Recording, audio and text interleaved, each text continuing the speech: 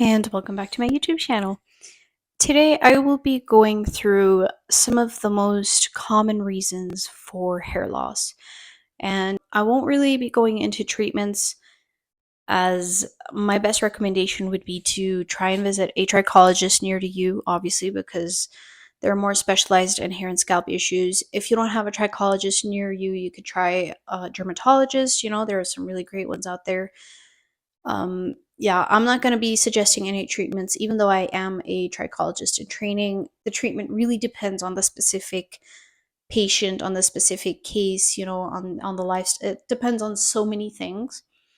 So I'm not going to go suggesting any treatments. Maybe this will help you figure out what might be causing your hair loss, and that's already a big step forward in how to deal with it.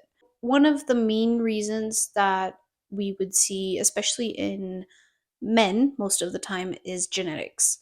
So this would be things like male pattern baldness, where possibly if the dad has it, then the son will have it as well. Sometimes at a very early age, that you start notice balding here on the edges as well as possibly the middle, and then depending on how far it progresses are the stages. And it's not really something you can avoid, but you can definitely slow down the process or possibly even stop it depending on the treatments, even though it would include lifelong treatments. And there can be a number of other things. If you have hair loss and you see someone in your family with the same thing, it might be genetics. And a lot of times, even you may have genetic hair loss, even though no one else in your family has it, or like you don't see it on anyone. It could still be possible from generations back or different reasons. So, this one is possibly one of the most not difficult to diagnose, but if any of the other things are not it, then it's possibly genetics. Another very common cause is hormones, hormone imbalance. And this could be anything from if you have thyroid problems, if you have diabetes or testosterone excess, even pregnancy is included in this. When you have the postpartum hair fall, and PCOS comes into this because, it's an imbalance in your hormones, and as well as menopause, I believe. I think those are the main few things that would cause hair loss as far as hormonal goes. And again, the treatment is very depending, but usually you would be diagnosed with these kind of imbalances in your body. So you would know, if I have one of these, well, it's very possibly that I'm going to be experiencing hair loss. Again, just because you have the disease doesn't mean that you're gonna experience the hair loss, but if you do have the disease, you can experience the hair loss. Personally, I do have PCOS and I do suffer from hair loss. When I'm on hormonal pills, I don't notice the hair loss as much, where I can control it better. And currently, I'm not. So I notice thinning around the edges here and a little bit of thinning down my middle part. And there are a number of things that I'm doing for it. And it can be stressful. It can be difficult a lot of times, especially because these are things that you can't really get rid of diabetes or thyroid imbalance or PCOS or whatever it is. So sometimes it seems hopeless. Easier said than done. Don't stress about it. Go see a professional, and hopefully you get the help you need. I have tried for years to find someone to help me with my hair and scalp issues, and unfortunately, I didn't find anyone that was really helpful. So, hence, I am now a trichologist in training and finding help for myself, and hopefully, I can help some people in the future. But I know how it can feel when you don't find anything. And in the end, I started doing things by myself, which I wouldn't really recommend, because that's a lot of experimenting. Things could go wrong. Fortunately, I have been lucky so far. I haven't experienced anything bad. But it's definitely something to look out for. I mean, the one thing would be with pregnancy hair loss or the postpartum hair loss. That's definitely not really avoidable, but you can control it. For that specific, I would suggest continue taking your prenatal vitamins, even though you've already had the baby. It's obviously a very healthy diet, but again, that's a thing that you should do no matter what your hair loss issue is. A healthy diet can do so much to your hair. A lot of protein. You need at least 200 grams of protein daily. at least, and a lot of other things because your hair follicles are kind of, your body kind of sees them as non-essential. Or I mean, I don't know if that's the exact word, but basically the nutrients reach your hair follicles the very last. So if you're eating very little of something, possibly your hair isn't getting anything of it at all because the rest of your body is absorbing it before it gets to your hair. Not sure if that made sense. But yeah, if you feel like you might need some help or guidance in eating healthy, go for possibly a nutrologist that could help you build a meal plan. And always go with someone that doesn't tell you to eat this or that, or like a whole list of things you shouldn't eat. Go with someone that's just going to tell you to eat balanced and what things to add. I mean, that's just my opinion. If you suffer from hormone kind of hair loss, definitely get some professional help. Another hair loss cause is, your health. So this is apart from hormonal, it could be something like an autoimmune disease, or if you recently maybe had a surgery, and you had some anesthesia, or if you recently had a high fever. I mean, I say recently, usually it's 3 months after the fact. You will notice hair loss 3 months after whatever fact is causing it, right?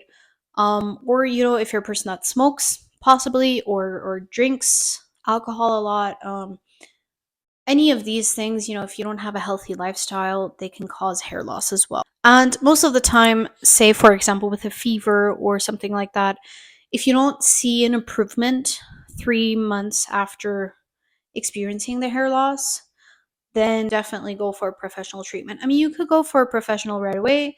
A lot of times with, like, say if you had a high fever, you will experience shedding, but it will go away after a while. So if it doesn't, then definitely seek some help. Another reason that can cause hair loss is medication. If you're using some sort of medicine, like possibly chemotherapy, or even an excess in vitamin A or an excess in other vitamins can actually cause hair loss.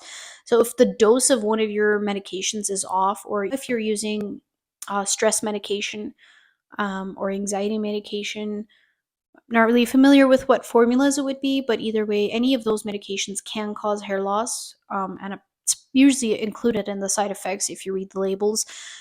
A lot of times you can um, avoid this by maybe adjusting the dose, but other times, if you do need the medication at the dose, then unfortunately it's something that you might have to just deal with and try to find other remedies for the hair loss that can just control it, so that it doesn't get worse. Another very common reason, which I'm sure you've heard about, is stress. And this could be anything from stress on your body or stress on your mind. There is a reason that people say you should stress about your hair loss because it will make it worse. Again, with any of these hair loss conditions, it usually happens 3 months after the fact. If you had some kind of trauma, or if you were really, really stressed like 3 months ago, but now you're fine, it's possible that you're experiencing the hair loss now, even though you're fine, because it was a while back. It's not always 3 months, but it's somewhere in that timeline. So obviously the most important thing is don't stress.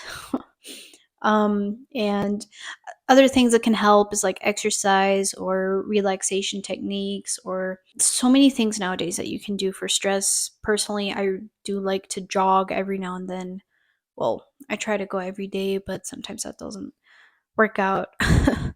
I do also take it's not really medication, but it's these stress relief pills from Keratin. It's just a bunch of herbs, and they do help me sleep better, and I do like notice I'm more relaxed. Mostly I'm taking them for my hormone balance, but they help with that as well. But if you do feel like you need medication, go see a professional, and I guess get some medication if you need it.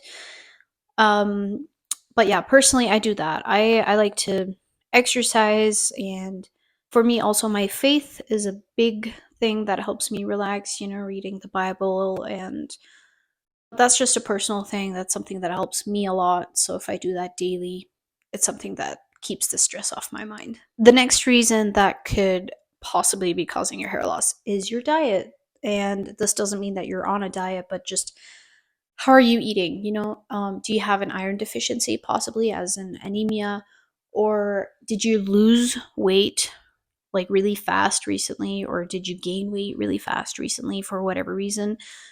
Do you eat enough proteins? Do you eat enough carbs? Do you eat often enough? All of these things can actually have a very big influence in your hair.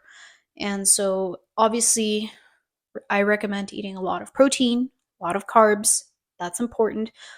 And the recommended amount to eat is every 3 to 4 hours. So if you're a very busy person, you don't want to do 5 to 6 meals a day. You can do 3 meals, but then 2 snacks in between.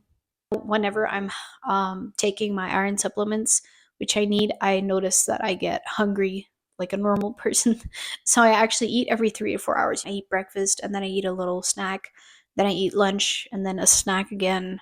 And then I eat supper. Maybe if you're having gut health issues, which obviously is another reason that can cause hair loss, this is a recommended amount to eat. But if you're a person that's not really hungry, well, possibly seek some help. Try to fix your gut. That may have sounded weird. Anyway, um, that's just a thing I would recommend. Obviously, and eat very balanced, as in eat all of the things that you need, and possibly take a vitamin test to see if you're deficient in anything. If you're taking biotin or collagen or whatever vitamins for hair, if you're not deficient in them, it's not going to do anything. That it's just a waste of money. So what you need to do is go get a test, see what vitamins you're deficient in, and take those vitamins specifically. And the last reason would be hairstyling, or well, yeah, I guess hairstyling. This could be from you chemically treating your hair, whether it's a keratin treatment or you bleached your hair, you got highlights, whatever it was, some chemical treatment, or even just from styling your hair very often, like using a heat iron or like curling iron very often, or a blow dryer, or just from brushing way too much, or from always wearing the same hairstyle, always wearing a ponytail, always wearing the same bun, things like that. So those are things that, first of all, they can cause breakage to your hair. So it may seem like your hair is not growing when it actually is. It's just breaking faster than it grows. But it can also cause hair loss, especially things like keratin treatment that have formaldehyde in them or any formaldehyde variant. Please avoid those. They're not just dangerous for your hair, they're just dangerous for your overall health. And obviously, I've never talked to a person who's done a keratin treatment and loved it. So I still have to meet my first person. If you're a person that likes to have highlights, or you like to bleach your hair or color your hair, I'm not telling you not to do it, but you will need to take extra care. Possibly get bonding treatments like Olaplex or K18, things like that. You're going to have to take extra care of your hair. Now, if you're a person that did a keratin treatment and you would like to not do it again, great. But you will still need, again, do extra treatments to protect your hair, and then let your hair grow out, and then after a while possibly cut off all the damage. And if you're always wearing the same hairstyle, switch it up. If you're brushing your hair too much, don't. A lot of these things. So I think that basically covers the most common reasons you will see for hair loss. If you can't identify yours, or if you already did but you don't know what to do, just go with a professional. I know I've said that a lot, but I mean it. Don't go with just a random remedy out there on the internet. It might work for you, but a lot of times the experimenting is not worth it. I would recommend to always go seek professional help, whether it's a trichologist. That would always be best when it comes to your hair, but if not, a dermatologist can do a lot. If you're having other health issues, obviously go with your physician to get that diagnosed first and get the right medication, and then from there you can focus on your hair. Yeah, I do hope this was helpful. So if you have any questions left, or any suggestions for future content you would like to see from me, just leave it in the comments. Do like and subscribe to my channel, as it really helps me out. And thank you for watching. I'll see you next time.